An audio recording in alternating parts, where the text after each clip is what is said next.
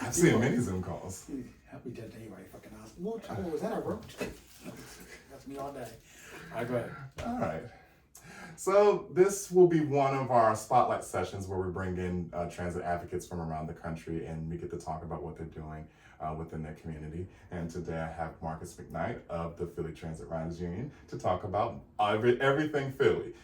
They've got a really transformative bunch of programs, including the bus network redesign, the trolley modifications, as well as another project that they're trying to get online known as the Roosevelt Boulevard Subway, and he's going to discuss it with all of us. Marcus, thank you for coming. Bakari, I am so glad to be here. You know, it's kind of funny.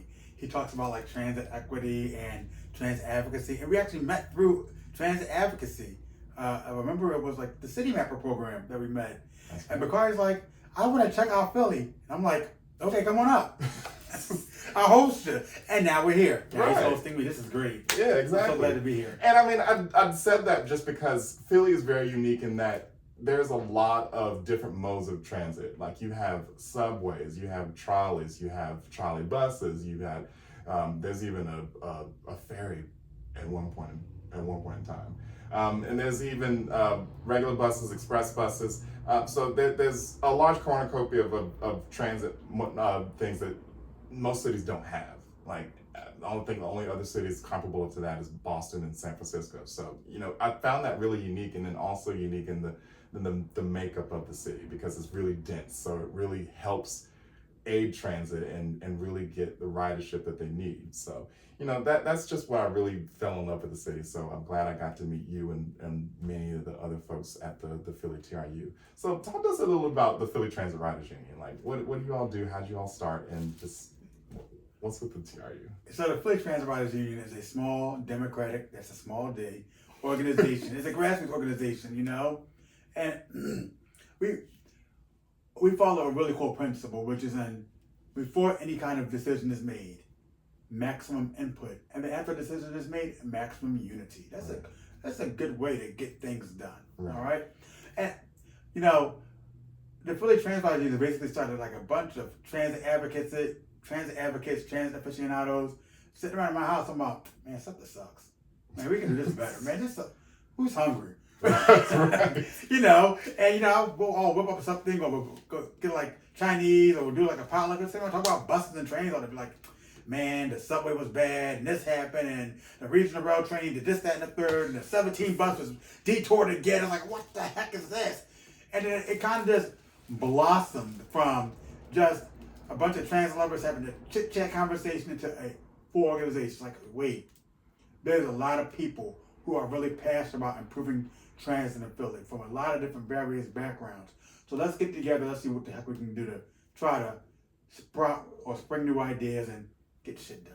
Exactly. And that's all what it comes down to. That's similar to how Martyr Army started. We were all in this group of transit nerds and transportation planners in Metro Atlanta, and we thought that, at the time Martyr wasn't as good, so we wanted to think of ways to fix it. What better way to just get all these folks together and see what we could do? So that seems to be what y'all did in Philly. So, and especially during this time when there's a lot of transformative projects going on with SEPTA, namely the bus network redesign. Now, I've heard a lot of dicey opinions about it, and there's also a lot that's really going on, not necessarily in the way of helping service, but actually taking service away. Talk to us a little bit about what's going on with that. Oh boy. So as you definitely just said, there's a lot going on, and I apologize. I might jump around a little bit back and forth. No. I'm going to try to give you a short, concrete answer. The key word is try. We're going to try the best we can. All right. So the bus network redesign is a comprehensive look at public transit in the Philadelphia area. Mm-hmm. And a lot of our transit lines have been the same since their inceptions. Mm-hmm. Most of them have been. The 17 that runs between Center City and South Philly. When it was a streetcar route, it was the exact same thing that it does today. Bus routes like the R that started in the 1920s and 30s, for the majority of it, the majority of the line is still the same today. You could, like Back to the Future, go back to like 1985 or whatever, and you could like get on the bus in 1985 and go on the bus in 2023, and chances are you'll still be able to get where you gotta go. So nothing's changed, even though commute patterns and where we have to go have changed. So the goal is to better align public transit with the newer commute patterns and to make sure people are able to get where they have to go at all hours of the day, instead of a traditional, everybody goes in the city in the morning and leaves the city in the afternoon. Times have changed. So your bus network needs to change. Now, with that being said, Philadelphia is really unique in which there's a large percentage of Philadelphians who stay within their neighborhoods, go across the town to commute, and reverse commute, which means leave the city and go to the suburbs to work jobs in the morning and then come back in the evening. A lot of those jobs are like retail and service sector jobs too. So in Philadelphia, you have a lot of eds and meds within the city. Your downtown, your center city, university city, things like that.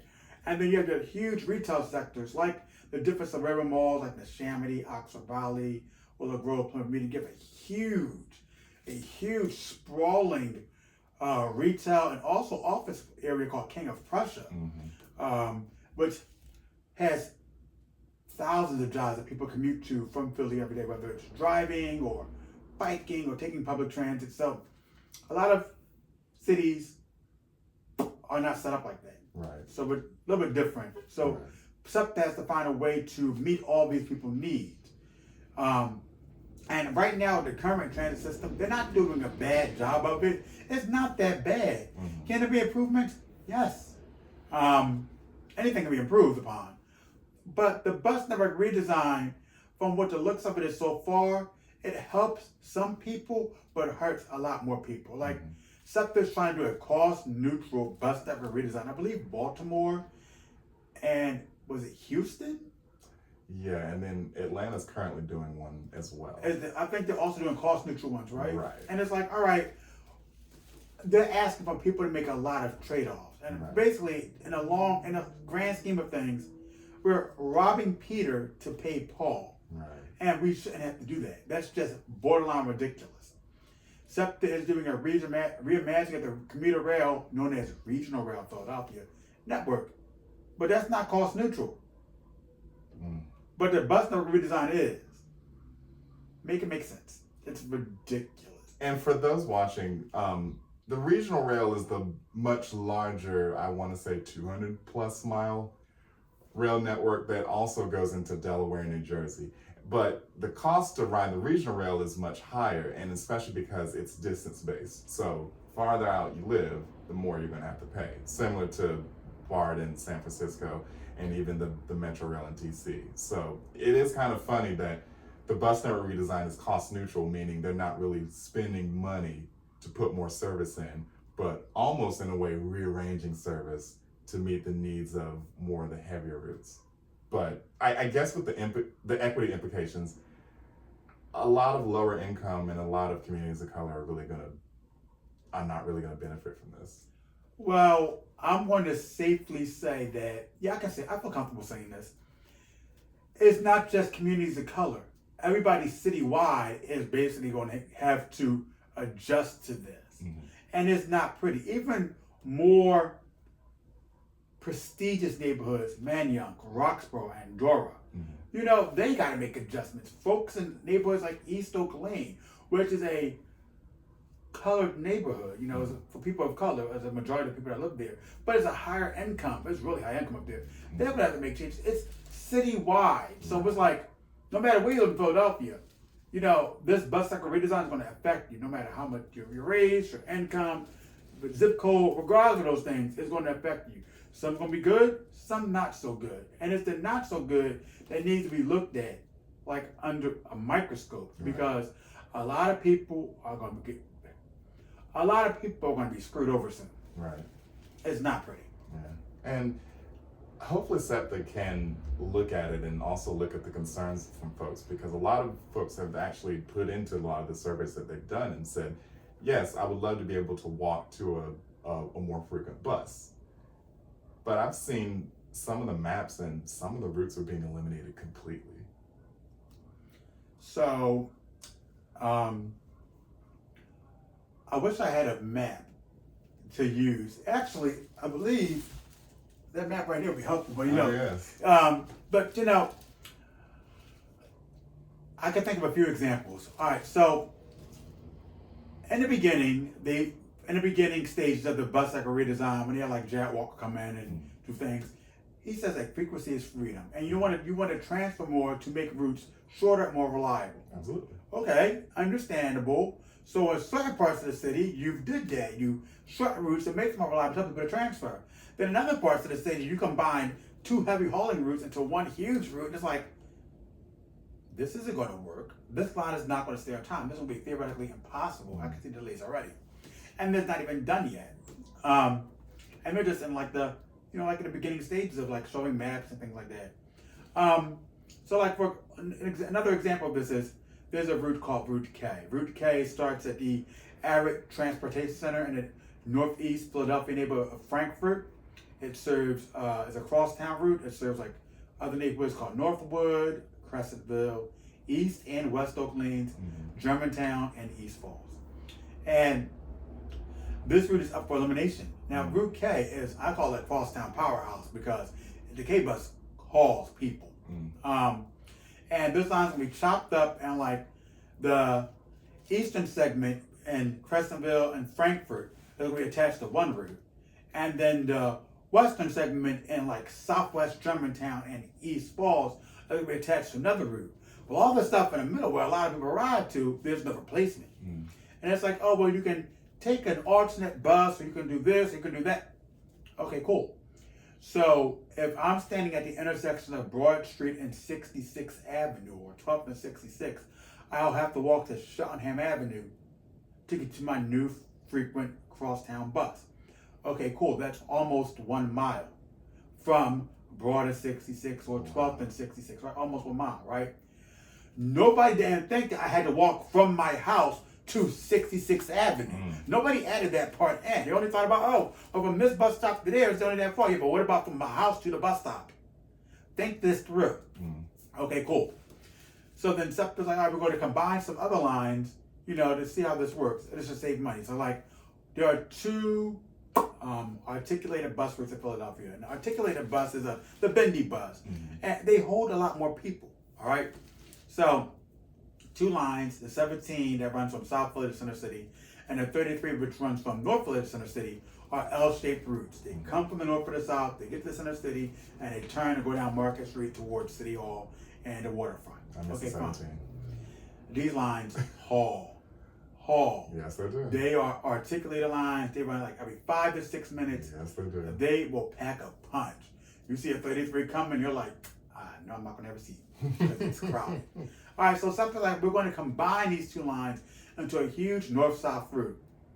Okay, understandable. All right, so if I need to get to points along Market Street, what should I do? Because a lot of the lines that are running down Market Street, you're either sending them somewhere else or you combine them in a huge north-south route. So if I get to Market Street, I might have two buses now that might go past City Hall to get me towards the waterfront. Or I can transfer to an underground streetcar and get myself over to City Hall to catch the subway lines. All right, fine. So first things first, the underground streetcar stations in this part of the city are not wheelchair accessible yet. And the fleet is not wheelchair accessible. So if I'm in a wheelchair on my 17 or 33 that now runs north and south, how do I get to City Hall?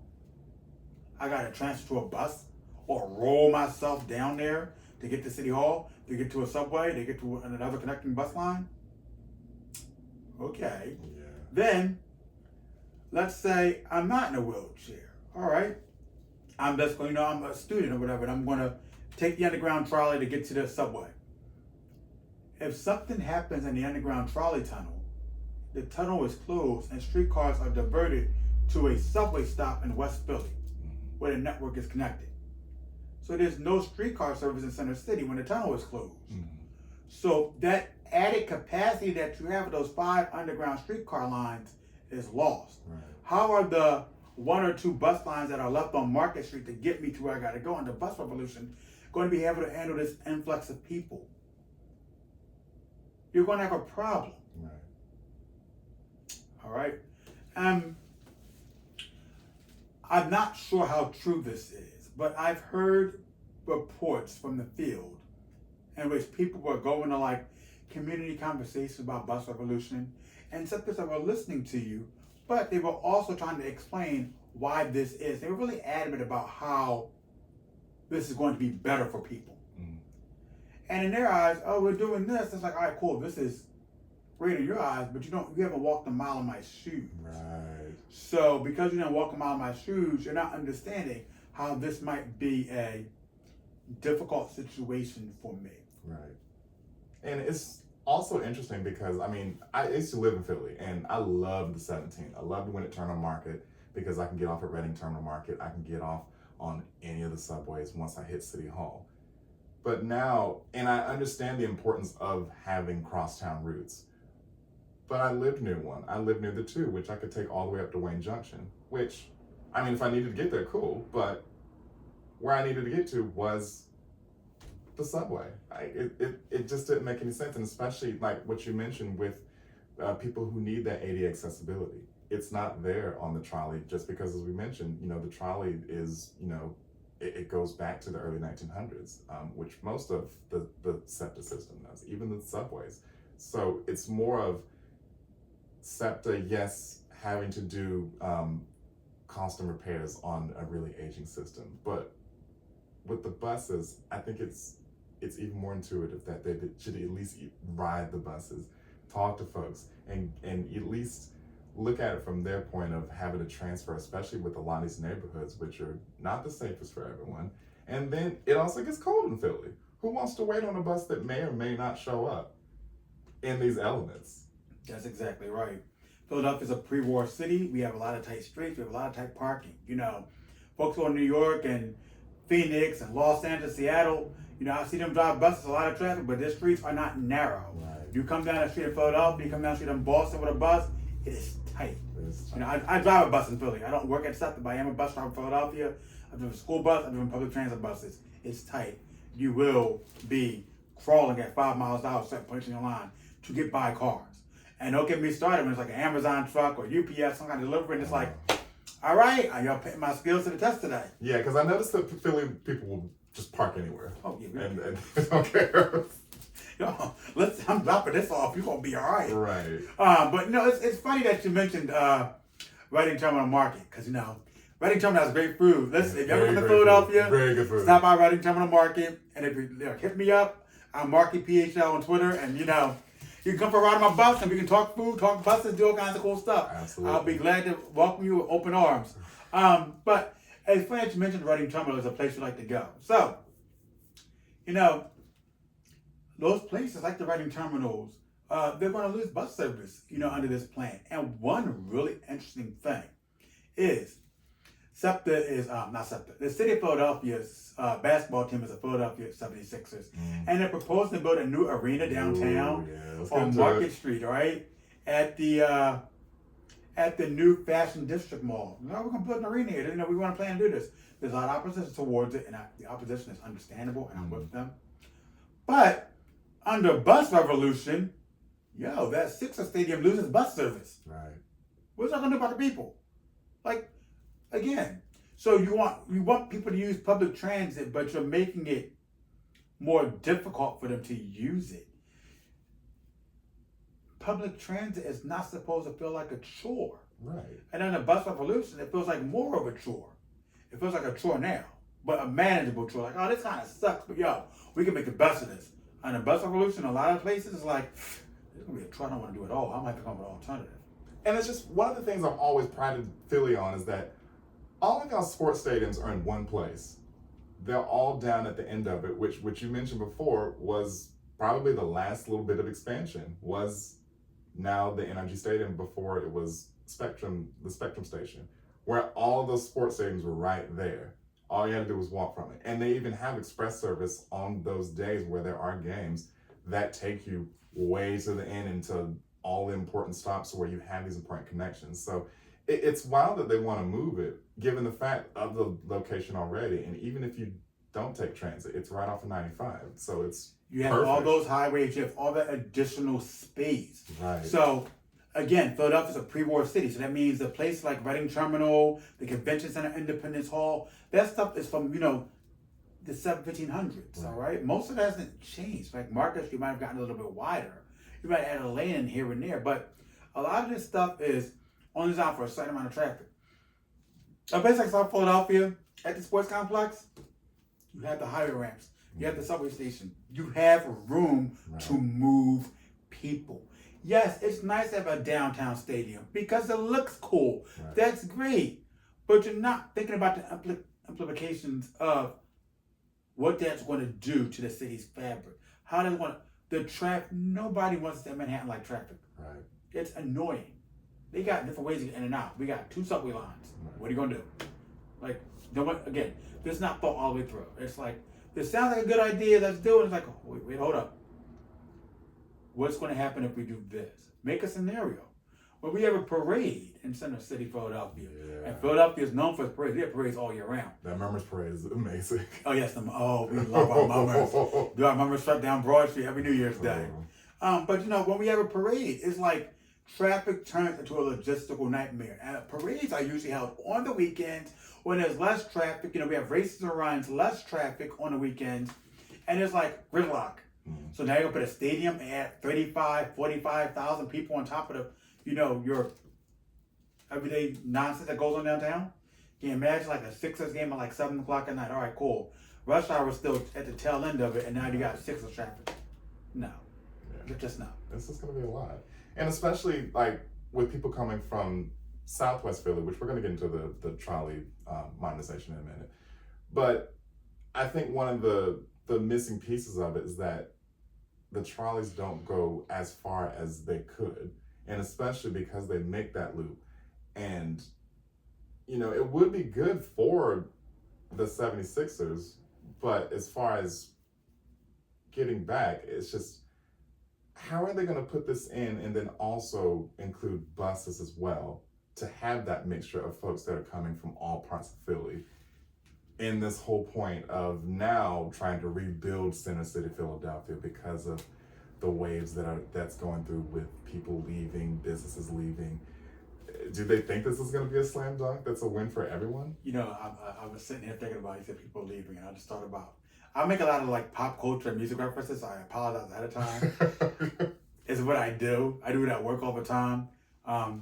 And I was just literally just thinking about like Sister Act 2 with Whoopi Goldberg. People moving out, people moving in. Okay. Ball of confusion, that's what the world is today. And there are a lot of things that we can do to improve the traffic flow with these games and stuff. So for example, personally, let's just say, hypothetically speaking, we're in South Philadelphia doing game night, and let's just say I'm the transit czar for the day, right? For these games and these special events. You wouldn't be driving in the stadiums. You'd be parking your car in South Jersey or at a rail station or something, and you either take an express bus or an express train that will connect you from these different points to the stadiums. All right, that'd be one thing. If you had to drive, what I would also do was like, and the price of your ticket for your game ticket, parking be included. I would just tack the parking price onto the price of your ticket. Absolutely. And then if you decide to take SEPTA in, you'll go to like the thing, you'll show your SEPTA card or your receipt or whatever it is, and it'll be refunded that parking money. Right, park cash out. Right, and then it allows people to park for free, and it just gets things. There are a lot of different things you can do. Now, in regards to you like putting a basketball stadium in Center City and doing bus service, if you did it right, you could take certain parts, and it was like parking lot lots, and have people park and just do the same thing. Express service in the Center City, express train, so on and so forth. And again, same thing like with South Philly, we do with Center City. Like, all right, you're parking at this garage. The price of parking is included in your ticket. Get it validated. This, that, and the third. And you take SEPTA, come to the box office, show your receipt, and do these different things. Buses are flexible. Yes. They're flexible. They're able to serve communities and do different things. So we should use that to our advantage. And a lot of people look at buses as a way for the poor people to get around it. It's not that. That stigmatism got to go. And if you use them to your advantage, you can get a lot of things done. Well, y'all using buses, because I'm taking that 17, and like you said, they're articulated buses, so they get to those narrow streets and they're packed. You can use them, and especially if you get them at such a frequent service, people will use them no matter who they are. But I want to get into the trolleys. So walk us through the trolleys, because a lot of folks, and especially in a lot of towns around the country, are now trying to dabble into light rail, and they're considering light rail. What has Philly done with it, and what's going on with their modernization program? Alrighty, so Philadelphia is, most of Philadelphia neighborhoods are called streetcar suburbs, because back in the day, the streetcars helped develop the neighborhoods along the lines, right? So, with that being said, SEPTA actually has done some light rail progress. So, in the 90s, some of our streetcar lines, the last of our streetcar lines, they're not going to the Center City Tunnel, got suspended. And over the course of 12 to 15 years, they brought one of the lines back, Route 15 on Girard Avenue, with refurbished trolley cars. And some of the stops have like island platforms and, center street boarding, things like that, and private right of way in certain parts, segments. So they've worked towards modernizing it. It's like, all right, cool, we've done this. Now, we can take the next step towards light rail. And their plans for the light rail network are like amazing. They're really, really nice. Oh, yeah. With a streetcar, it's just like a bus. It's a bus on track. You're stopping at every corner, you're picking up, you're dropping off. Right. But with light rail, it'll be a little bit more stepped up. You're gonna have newer vehicles, longer vehicles. You're gonna have stations with ADA accessibility. It's gonna open up a whole new world to a lot of people, and it's gonna really improve the quality of life for folks in West and Southwest Philadelphia, Delaware County, and along, West Philadelphia, North Philadelphia, and Port Richmond areas on Route 15. And what was your second follow-up question for that?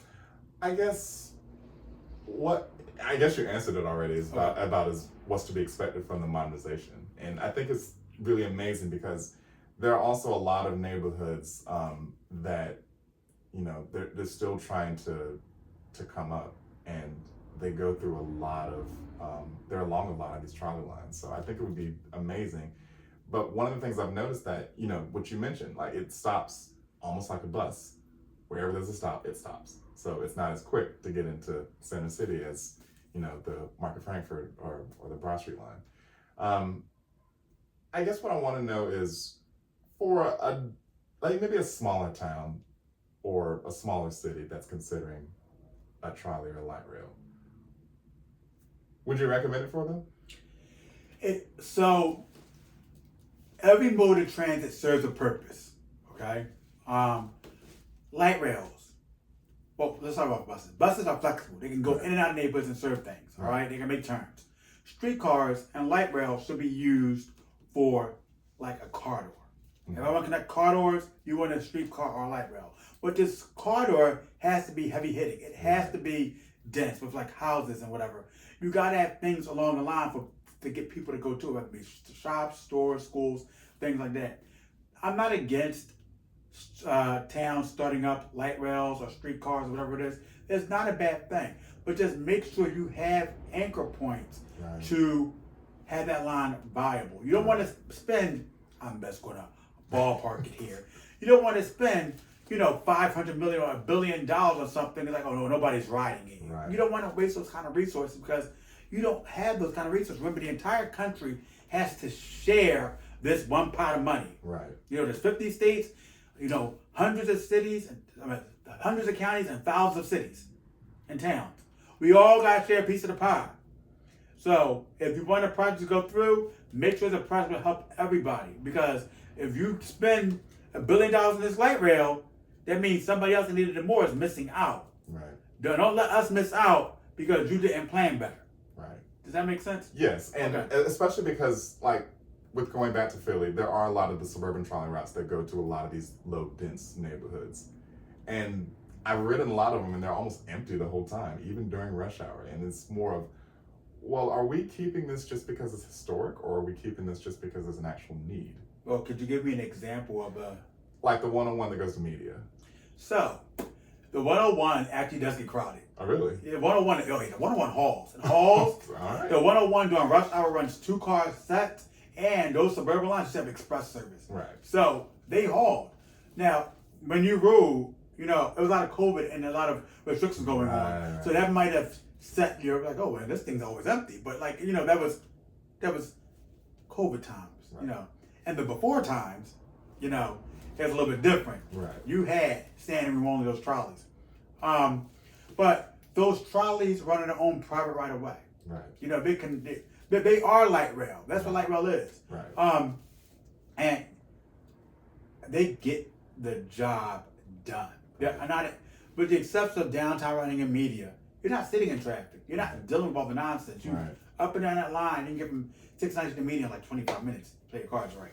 Right. And I think it's like different from like all the modern streetcars today, like the one in Atlanta, the ones in Cincinnati, and like all these other places. Are they street running? Yeah, the street running. Okay. And it's difficult, or even in Charlotte. Like I rode the one in Charlotte back in November, and I was wondering because I'm like, I'd heard so much about it, but we sat there on the street for 30 minutes, and I'm wondering, well, why are we not moving?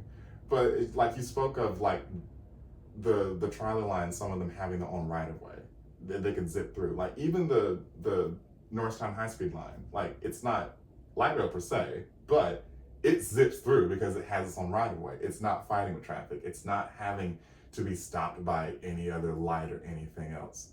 And it makes it more worthwhile because it's able to get these farther distances and pick up a lot of folks because it has these stops. And even towards the end of it, it has parking ride lots so that, you know, for more of these suburban, you know, outlays, like you can park and ride in, you know, it's a connector. So I think that's what a lot of folks have to also think about, like, what is your purpose? Are you trying to get people into the city, or are you trying to serve these corridors that do have high pedestrian volumes, high volumes of people who do not have cars? You know, what is or are you trying to serve, like, even Disney? Like, you're trying to get people to these hotels. The rail in downtown Miami, we're trying to shuffle people around downtown. You know, find your use. What is your main use, and what is your main gist of having this here? It can't just be because, hey, we want an economic development project. No, it has to be more than that. We want to be like everybody else. Right. It can't do that. No. I've noticed that in the transit industry in the United States, one city does something and now everybody's trying to do the exact thing. They don't emulate it. Like, yo, what works for them does not work for you. Right. Look at your network, look at your system, look at your people. Right. I don't want just the people that can make it to the board meetings and write nice paragraphs and hold up signs. No. I want that nurse. I want that police officer. I want the guy, the shifty at McDonald's. I want the librarian. I want the guy working the front desk at Planet Fitness. Right. You know, folks that work in regular hours, talk to them. Right. Those are the people you need to go after to figure out what's working, what's not working. Because, you know, I'm just going to make up, Caitlin and Bruce are, you know, working this, you know, this job. They can work from home, but they have the flex time. They got all those different things, and it's like, all right, cool. They can take a long lunch and come and testify at hearings. Like, oh, I want the bus to do this and the third. All right, cool. Right. They're going to always have something to say. But, you know, like Emmanuel might not have that option because he's working two jobs. He's going to school, and you know, when Bruce and Caitlin are in bed at nighttime, or they're at their happy hour on their third martini or vodka soda, you know, Emmanuel was on the bus, you know, doing the reverse commute, trying to get to his next job to make ends meet. Right. And their stories, like the Emmanuels of the world, their stories get lost in the shuffle. Right. And then when we say, oh, we're doing something in the name of progress, yeah, for Bruce and Caitlin, not for Emmanuel. Emmanuel still gets left behind. Right. And a lot of agencies don't understand that. Right. I remember reading something online, and I'm going to the CEO of Los Angeles MTA. I think her name is Stephanie Wiggins, if I remember correctly. It was a quote in like one of the online newspaper articles, journal articles, and one of the things, I'm going to paraphrase her, but she said the pandemic made the invisible people visible again. And I'm just like, you said that out loud in print. Wow. Somebody printed that story. You said that the pandemic made the invisible people visible again. What are invisible people? Please tell me. Invisible people. Somebody call Clay Aiken. He's on tour with Ruben Studdard for the 20th anniversary of American Idol tour. Maybe he can fill us on what an invisible person is, because he said if I was invisible. Maybe he knows. Maybe Stephanie was talking to Clay and they had something going on. I don't know. But it's like, there is no such thing as an invisible person. Zero. They're not invisible people. There are people that you just think that it'll always be there. Mm-hmm. No, those transit-dependent riders, you just always think they're going to always be there. Right. And you ain't got to worry about them. You're always going after choice riders. It's like, guys, stop this nonsense. In Philadelphia, our buses got like Wi-Fi and USB. Okay, that's nice. Who the hell asked for that? Mm-hmm. Can a bus run more often? Can I get a seat? You get what I'm saying? All right, it's nice to have those options. But I didn't ask for that. And it's also nice I to want a listen seat. to folks. Yeah, like you just want a seat and you want it to be reliable. And there's also another project that has now created a lot of buzz, and that's the Roosevelt Boulevard subway. Now, for those who don't know, Roosevelt Boulevard has been touted as one of the most dangerous stretches of road in America. I think at one point in time it's 12 lanes wide. And there's also been a project to revive what was shelved before of a subway that would go along this corridor. What buzz have you heard, and what are the advocates in Philly doing about it? So this is a newer project that's gaining steam. And so far there's been like a lot of online talk about it, and there's also been several community meetings about it. But let's just talk about the Roosevelt Boulevard subway real quick. And the Roosevelt Boulevard. So the Roosevelt Boulevard is a 12-lane, 12-mile highway that runs from North Philadelphia and it goes straight to the northeast. It divides the northeast in half. Mm-hmm. And as I said, it's 12 to 16 lanes, most of its length. 16. You got to add in the turn lanes. We get to certain intersections. Oh, It gets wow. wild. But you learn. It's not as bad as everybody says it is. It really isn't. If you know what you're doing. If it's something new to you, it's overwhelming. If you grew up around it, you get used to it. But if this is something new to you, it's overwhelming. It can be a lot. But for me personally, I drive on it often, so I've learned to deal with the madness that it is. So the Roosevelt Boulevard subway has been proposed for numerous times. And in the 1970s, Mayor Frank Rizzo was given a choice by, I think it was to the Urban Mass Transit Administration at the time, to build one or two projects for Philadelphia. It was either the Center City Commuter Rail Tunnel or the Roosevelt Boulevard subway. And he unfortunately chose the Center City Commuter Rail Tunnel. Now, my personal belief on that is, if you would have built the Boulevard subway back then, we would still have the Center City Commuter Tunnel by now. Oh, really? We probably would have had it by now. Because, it's Center City developed. Right. So with that development happening, how it happened in the 90s, that tunnel would have been built. Right. But we had a chance to build a Boulevard subway. So it's like, all right, we might possibly get a chance to do this again. Let's not waste this. Right. It is a sorely needed project. It would cut commute times in half. It will improve the quality of life of residents, not just along the Roosevelt Boulevard, but in other places in Northeast Philadelphia where folks trying to get to the interstate to get downtown. Right. Game day traffic might be reduced. You can jump on the Boulevard subway and ride straight down. It's like, all right, might be a little bit of a ride, but guess what? I'm not sitting in 95 on traffic. Not sitting in 95. That's it. One day I was speaking with a SEPTA manager, and this was like 10 years ago. And he was like, when I ride the train home, and it goes past 95, and he's like, I see all people sitting in traffic. He's like, I wonder, why are you doing that? I was like, that's a very good question. And as an adult, as I've gotten older, I've been doing this public transit game for years. Mm-hmm. As I've gotten older, I realized, I see why people are doing this. Again, public transit feels like a chore. And when it's not a welcoming environment for everybody, folks are going to seek an alternative. Right. Absolutely. And especially because there were stations that were built for this when there was a Sears factory up there. Okay. So everybody says this. This is the funniest thing in the world. Sears did build an underground station. All right. The underground station was nowhere near the alignment of where it's supposed to go. It was there, but, that's it. It was just there. So that was the intention. There was intention. Yeah. Sears did a lot more than what the city did. Right. So, shout out to Sears. Right. But rest in peace, Sears. Huh? Yeah, Sears is gone. No, there's like 2 left, isn't there? 2 versus what? 500? Yeah, listen. It had its day. We're not sponsored by Sears. I think there are a few Sears left. It's still like 1 Blockbuster left, like a few Kmarts. Right. Listen.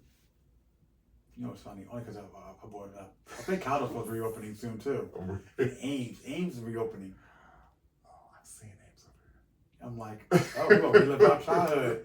Y'all, Little Caesars, listen. Little Caesars. If Caldor be open, please go back to Caldor, because y'all pizza was a shit back then. I don't know what happened. Now it's like pizza out of despair. Domino's went up and y'all went down. What happened? We're not talking about any of these folks. But yeah, they built the station, but it wasn't on the alignment. But now there's the possibility of putting it along an alignment, especially that works with a lot of the development that has come along Roosevelt Boulevard. There's a lot of retail along it, and there's a lot of neighborhoods along it. Post-war. Right. That's the big thing.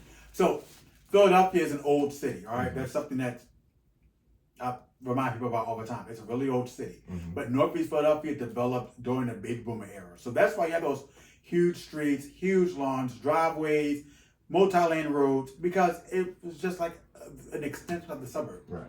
They developed it based off of the best practices back then. Because back in the 50s, nobody was worried about living in center city. Everybody's trying to get away from the city. Mm-hmm. So you have the issue of white flight and redlining, all that stuff, all those difficult topics are the reasons why the Northeast developed the way it did. Right. And those difficult topics are also the reason why the Boulevard Subway didn't get built when we had the chance. Oh. So now that the dynamics of Northeast Philadelphia are changing with more people of color moving into the Northeast, those attitudes and beliefs of the Northeast are starting to change. Mm.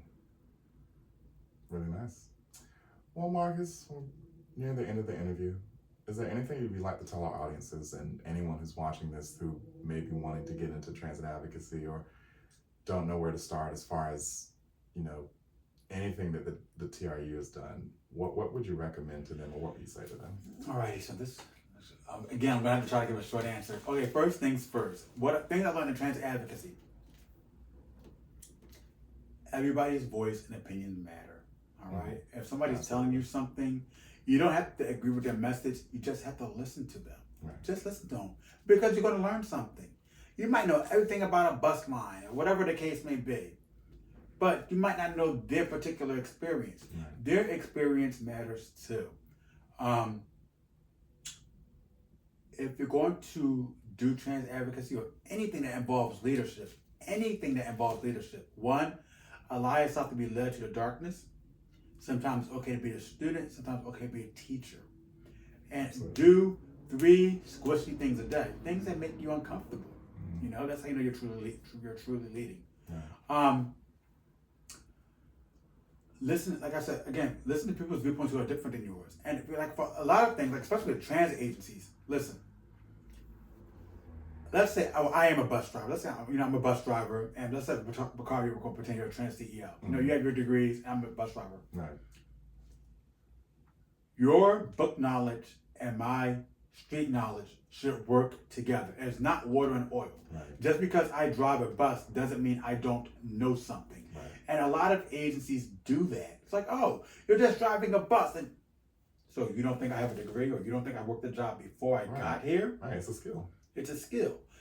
My mentor has a degree in business administration. He has his a master's in finance. He worked at a bank for 20 years. He went to the Caldwell School of Business in Connecticut, and then they decided to drive a bus because it's something he enjoyed doing.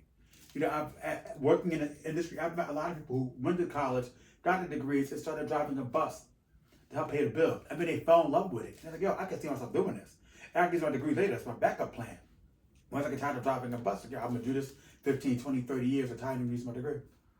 And a lot of agencies don't understand, or even some advocacy groups, they don't understand, hey, that person behind the seat, that frontline customer-facing employee, they have a lot of knowledge. We need to tap into their knowledge to help make public transit better. So, to my groups that want to start off with that, make sure you do that. Go out, meet people, learn about their experiences, use their knowledge to your advantage. Everybody just work together. Take turns listening, work together, show up and be there for each other. You do those great things, everything work out perfectly fine. Sometimes things are going to fall apart, and that's okay. Right. But that means you reach the middle. You keep working, those things are going to come back together. So, and then my last piece, I always love saying this, and I think it's sound advice. Listen, no matter what you do in life, just listen to the following advice. regardless of our differences, socioeconomic, race, gender, orientation, religion, whatever. When we die, there are going to be 2 dates and a dash. You got to make the most of the dash. This is not a rehearsal. There are no do-overs. Live your life to the fullest every day. Go out, have fun, make a difference in the world we live in. We only got one earth. One. We got to make the best of it. Church. Where can people find you? So again, you can find me on Twitter, Facebook, and Instagram. I'm Marky PHL. Absolutely. We'll put everything down there. Also, go follow the Philly Transit Riders Union. Amazing group. I've had the pleasure to work with them when I lived in Philly. You know, that's where, you know, real transit advocacy gets down to it. You know, demanding what you want and working towards it and building up the knowledge base to back it up. And that's where it really comes down to. Yeah, like, you know, like you brought it up. Philly Transit Riders Union, the one thing that we have going for us that some other organizations across the country, across to other places might not have, we're very diverse. So remember in the beginning I said we're a small democratic, we're not just people that ride buses. There are people from all sort of sectors that join in to help out. We got bus drivers, we got mechanics, we got passengers, accountants, teachers, librarians, students, you know, folks that work the blue collar job, folks that work the white collar job. We are a true union that has like is a mosaic of people coming together to like, yo, this is SEPTA, we like it, we gotta get to the next level, so it can work for all of us. Absolutely. All right. Marcus McKnight, thank you so much. All right, Bakari, yeah, no problem, anytime. Thank you. Whew. So that wasn't bad.